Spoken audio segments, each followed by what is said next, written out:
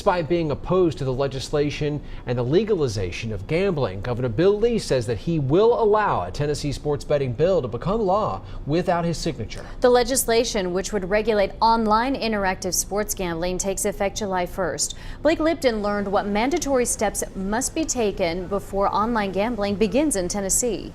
That's right, Josh and Sarah. Many are wondering just how this bill will work and which online gambling sites will be legal in Tennessee. For starters, the bill will require online sites to pay an annual $750,000 license fee, with the state taking 20% of the taxes.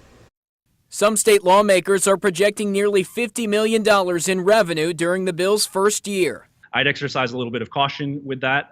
The lessons we're learning in other young early adopter markets in the U.S., some of those projections have been a little bit ambitious for the first year. Legal sports report analyst Eric Ramsey believes it will take a year or two to see that kind of revenue. Ramsey says the bill would establish a new 9-member commission under the Tennessee Lottery in charge of creating rules and regulations for the operation. He says that those rules will also likely include a deadline for operator applications.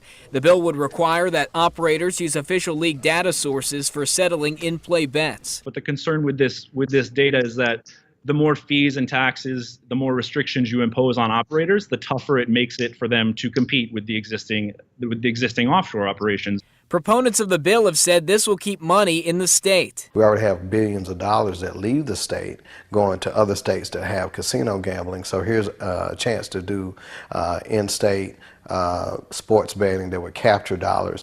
A list of people prohibited from making sports bets include those who may influence outcomes of games and people under the age of 21. I believe that this leads down a path toward, in essence, slavery to an addiction.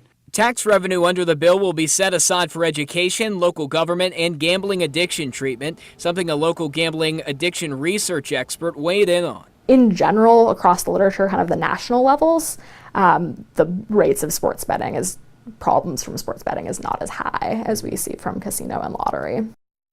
Now, as for the question of who will be among the regulated online betting sites in Tennessee, we reached out to DraftKings, and they told News Channel 11 they absolutely intend to launch in Tennessee, and their goal is to be there on day one.